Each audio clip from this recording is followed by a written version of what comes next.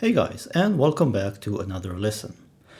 A few weeks ago I released a video discussing some of the music of the video game Hollow Knight, and today I'd like to continue doing so. I'm going to focus on a particular piece, City of Tears, and I'm going to discuss the general characteristics of it, which I've copied in the theme that you heard in the beginning. Now, before starting out, I'd like to talk a little bit about sort of generalities that have to do with playing this piece. First of all, as with the previous video, to which I'll link in the description, I'm playing a piano sound, and I've added some reverb to this piano sound, meaning that instead of playing a dry sound, which does not reverberate when I play it, I've added some stage reverb. When adding reverb, usually beginners tend to err on the side of adding too much, which makes their sound a little bit muddy. The notes run into each other. So you don't want to add too much. If you want to assess the quality of a reverb and sort of get a feel for it, try playing with it, but also another sort of useful test is just playing sort of a short impact sound. So something like a strong chord, and listening to the sound trail away. So you don't want it to be too long, so the notes don't become too muddy. The second thing I'd like to point out before talking about the actual piece I've played at the beginning is the range. I've remarked about this in the previous video as well. But the idea is that the piano, the different ranges of notes that you play, evoke different feelings. In the previous video, we've discussed sort of how you can evoke the feeling of a desolate town by playing in the lower, mid-lower range of the piano. What you're trying to do in this City of Tears-like piece is actually evoke sort of a wondrous feeling, a delicate feeling, which is done by playing in the sort of more mid to upper registers of the piano. So when you play something like this,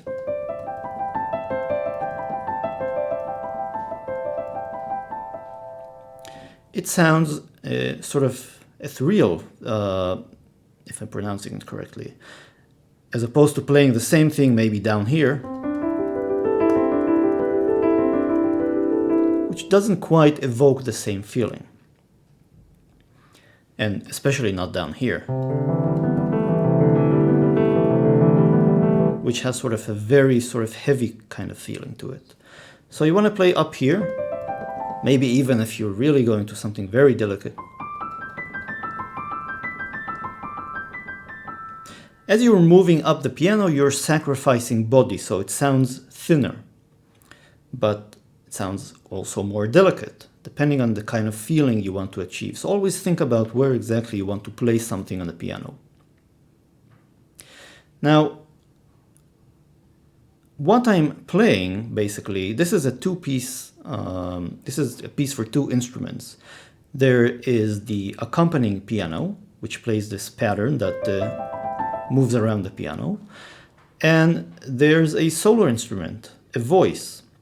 It's a child's voice, really, simulated using a virtual instrument on my computer.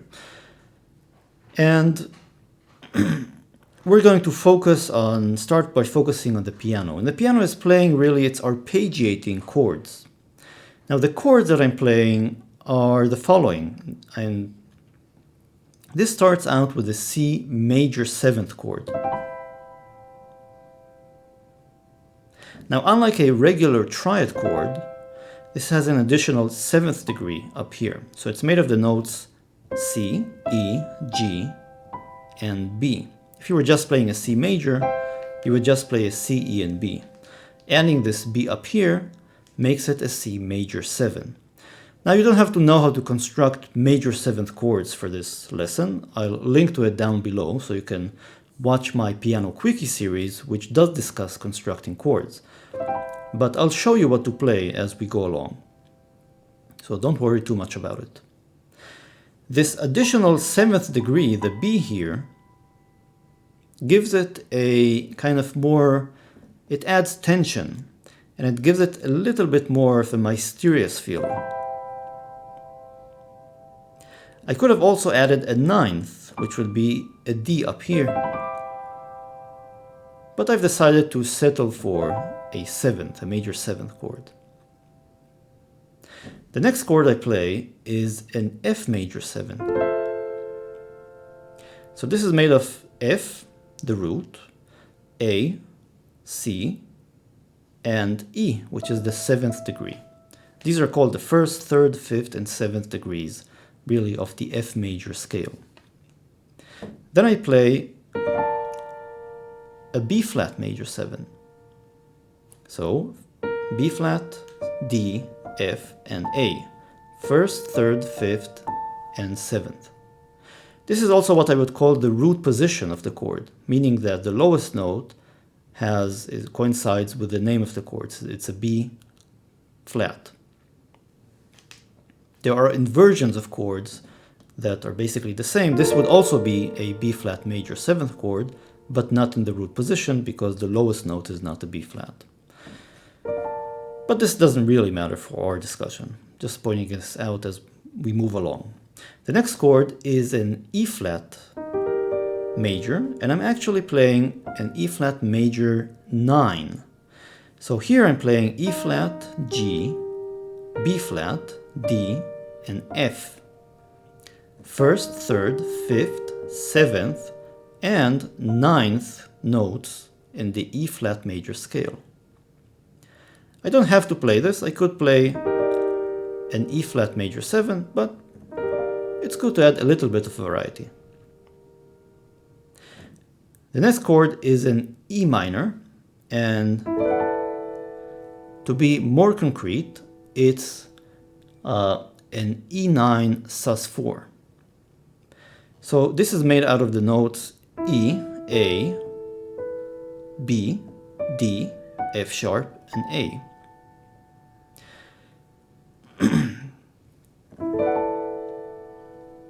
You can think of the A here as really so in terms of degrees, it's 1st, 4th, 5th, 7th, 9th, and 4th again. The next chord is an F major 9. Again, I could play an F major 7, but I've added a 9 as well. So B, A, C, E, and G. 1, 3, 5, 7, and 9. And then finally, I go back to C major 7. Now you can use any seventh succession of major and minor chords that you choose. I would probably recommend that you use additional tensions like 7ths and 9ths. And you can just take this basic form and move it around, transpose it on the keyboard, and you can move around between these different shapes and find one that pleases you. For example, I could have played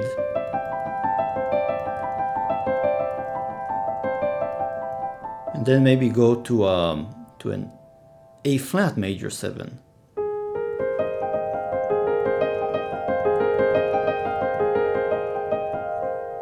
And then go up to an A major 7. Then to an F major 7. So there's nothing particularly special about the succession of chords that I've played. Now once you have your chord progression laid out, you have to come up with a pattern. And the pattern that I came up with is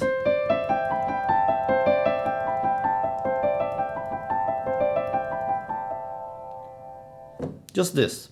It can be anything, really. And what I'm playing here is C, D, E, G, B, G, A, E.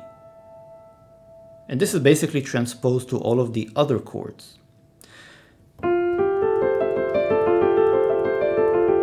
This is F major 7, B flat major 7,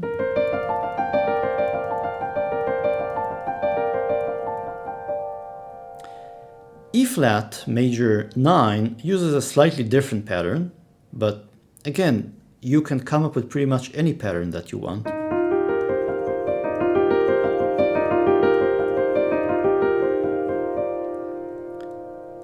And the E9 sus4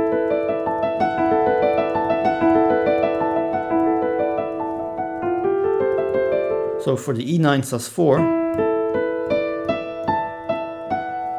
E, A, B, D, D, E, A, E, F sharp.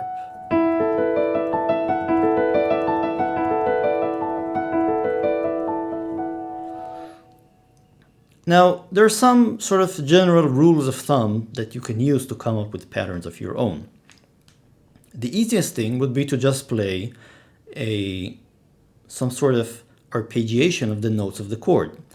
So if you have a chord like C major 7, you can just play something like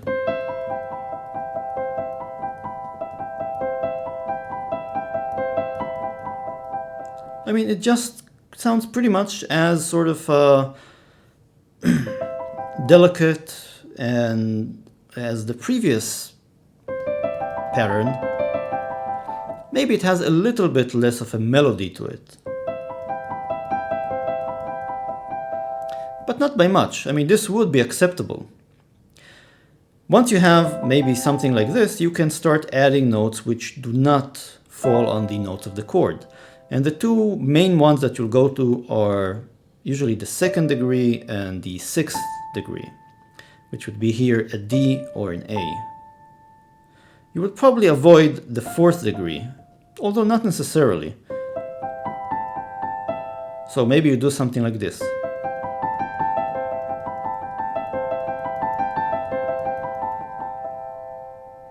You'd probably start with the root, with the C, and then just move through the other notes in any pattern that you'd like.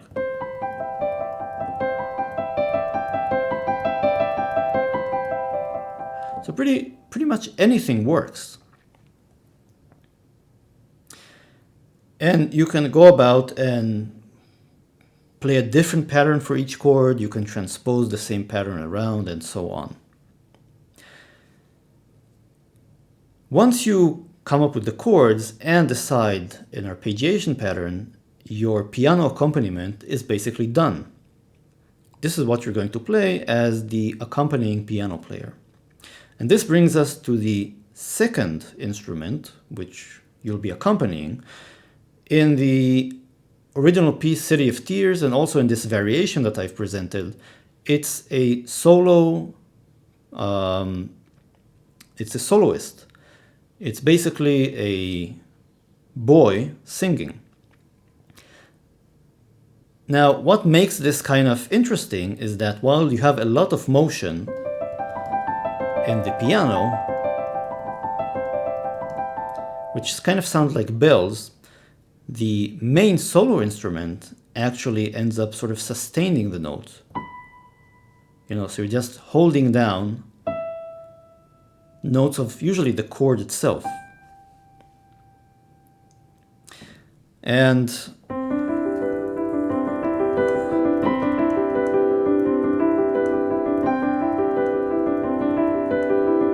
by the way, here I'm just using a very sort of simple going up and down the pattern in my left hand.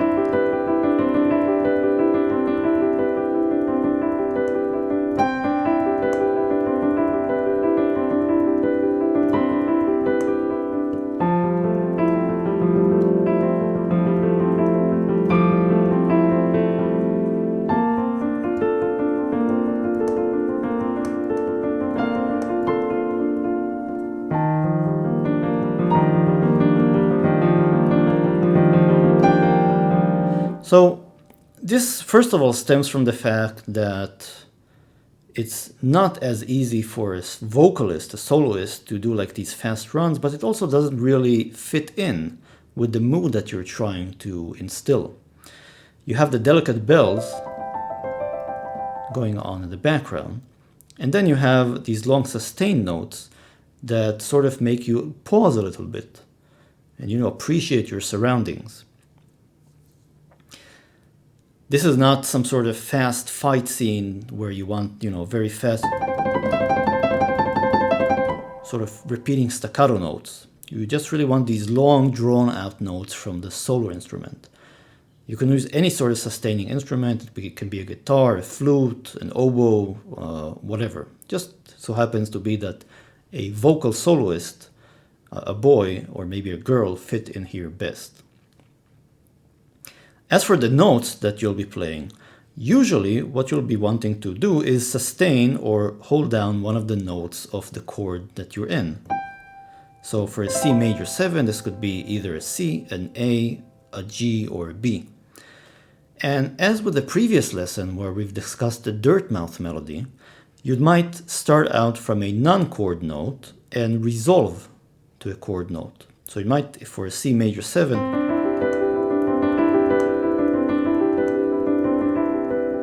you can maybe start out with a D and resolve. And for then the F major, you can start out with a B and resolve. And so on and so on. So again, long drawn out notes. Most of the drawn out notes will eventually target one of the chord notes. If you start out on a non-chord note, you'll resolve to a chord note. That's it. So these sort of give you an idea of how to build up this sort of melody on your own using similar concepts, but not copying directly from the game itself. I hope you've learned something interesting, and I'll see you next time.